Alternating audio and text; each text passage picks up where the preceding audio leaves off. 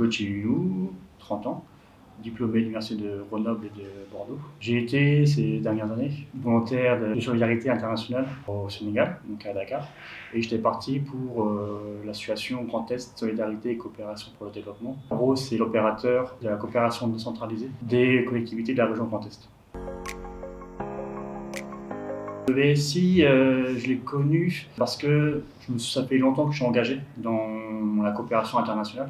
J'ai un master en urbanisme et coopération internationale et j'ai suivi de manière un peu classique tous les dispositifs. Donc j'ai fait de l'Erasmus+, j'ai fait des stages internationaux, qu'on servi ici plusieurs années.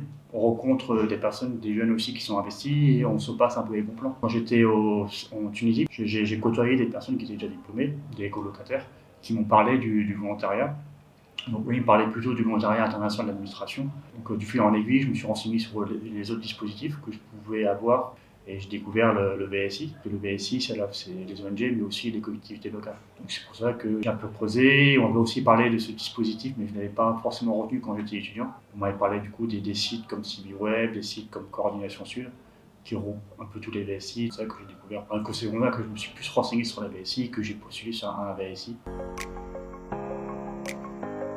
J'avais des a priori, c'était déjà forcément quand on est jeune, on est diplômé, on cherche aussi à avoir des responsabilités, on cherche aussi à avoir une insertion professionnelle, à suivre aussi un cursus professionnalisant. On n'est pas backpacker, on part pas comme ça à l'aventure, on veut aussi travailler. Donc moi, c'était mes a priori, c'était est-ce que je vais avoir des responsabilités qui m'intéressent. Je voulais continuer à apprendre des nouvelles compétences, des nouvelles tâches, mais aussi m'assurer que derrière, pouvoir m'insérer tout en continuant en travaillant dans la coopération internationale. J'avais deux missions en gros. C'était la coordination des programmes. Le GSCODE, c'est un réseau régional multi-acteurs. Donc c'est un opérateur de coopération décentralisée qui gère plusieurs coopérations décentralisées. Et dans cette coopération, il y a plusieurs projets. Et donc c'est la fonctionnement par programme. Il fallait aussi pouvoir coordonner tout ça, faire des relations entre les différents projets, mettre en place les projets aussi.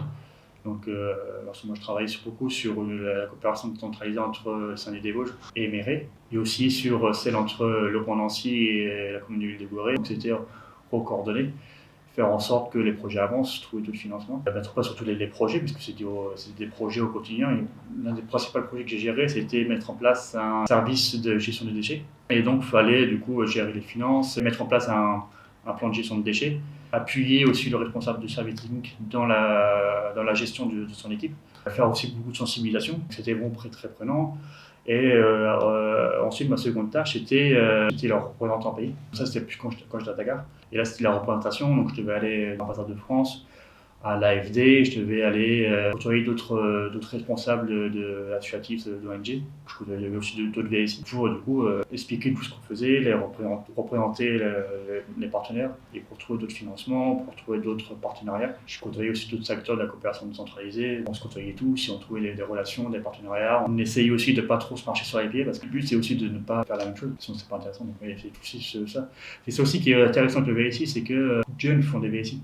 Et donc on se retrouve tous à 25-30 ans dans ce type de pays. Il y a ce côté professionnel, on travaille, on sait que certains vont continuer dans cette carrière. Mais il y a aussi ce côté plus festif, plus on est jeune, on s'amuse, on se retrouve après le travail, on se retrouve à boire des bières. Clairement, c'est continuer à m'engager dans la coopération internationale. Et vraiment, je voyais ça vraiment comme une continuité. Et aussi de pouvoir m'investir un peu plus dans des responsabilités. Je vois des témoignages d'autres VSI. On dit tous la même chose, c'est vraiment cette capacité à avoir des responsabilités fortes en sorte de diplôme. On gère des gros dossiers, on va dans les ministères, on va dans les ambassades, en sorte de diplôme. C'est assez rare qu'on puisse faire ça. Et c'est aussi cette découverte culturelle. On a fait d'autres pays avant, on commence à avoir des réflexes de compréhension de la culture et on peut comparer les cultures. Le VSI, on n'est pas dans les bureaux, on côtoie vraiment les personnes sur le terrain. Et on voit comment ils évoluent. C'est un pôle culturel qu'on prend au début de sa carrière, au début de sa vie. On a 20, 25, 30 ans, on n'est pas tout jeune, on n'est pas adolescent, mais on est encore jeune, je veux dire. C'est vraiment une ouverture d'esprit qu'on peut avoir toute sa vie, en fait. Parce qu'une fois qu'on a cette ouverture d'esprit, on la garde jusqu'à la fin de sa vie. En fait. En termes d'autonomie, c'est très fort aussi. En termes d'imagination, c'est très fort aussi.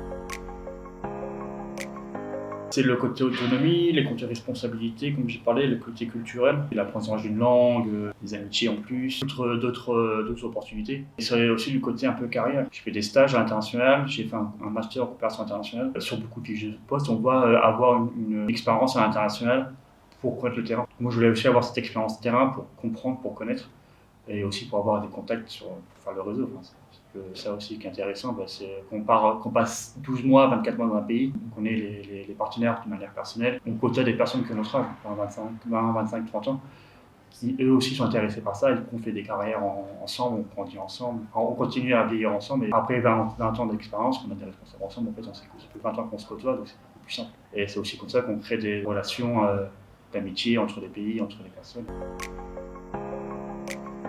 Le premier conseil que je donnerais, ça serait quand même de se poser la question pourquoi faire un BSI. Pour le pourquoi, ça ne serait pas le même BSI. On peut très bien faire un BSI parce qu'on ne sait pas trop quoi faire et qu'on a envie de faire une expérience internationale. C'est très bien. Entre le côté partir pour avoir un côté professionnel et partir pour avoir une culture culturelle, ce ne sera pas le même BSI, ça ne sera peut-être pas la même durée, ce ne sera pas la même mission. Donc c'est vraiment se poser la question pourquoi partir. Ensuite, là, après les conseils, c'est faire attention à garder des contacts avec la France. J'ai vu des personnes qui partent et qui se coupent totalement de la France, s'assurer de garder des contacts parce que ce n'est pas vraiment totalement se dérocher. En cas de problème, le risque, c'est mentalement que ça ne suive pas parce que c'est très prenant. Et si derrière il n'y a pas des soutiens, famille, des proches, ça peut être le retour peut être vraiment très très brusquant et on peut vraiment se couper socialement pendant plusieurs mois parce qu'on n'aura pas fait cet effort. Le conseil, c'est d'avoir posé la question pourquoi et le construire et garder des liens avec la France.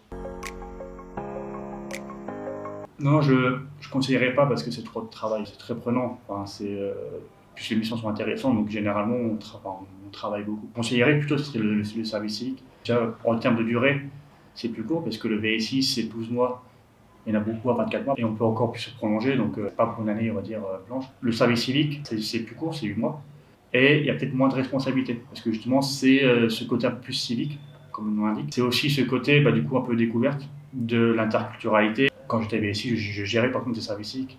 C'était aussi ce côté d'apprentissage. Plutôt un service civique, ou alors il y a peut-être aussi un stage, c'est plus intéressant. Ou du coup, c'est aussi il y a beaucoup de travail, mais aussi c'est ce côté un peu plus recherche culturelle, d'apprentissage de la civilité. Bien sûr, moi je continue à chercher sur une structure internationale. Ça ne sera pas un engagement aussi fort dans le sens où je repartirai au cas de les prochaines années, peut-être dans 10 ans quand j'aurai un peu plus évolué. Donc c'est possible, je la ferai, je ferai cette carrière.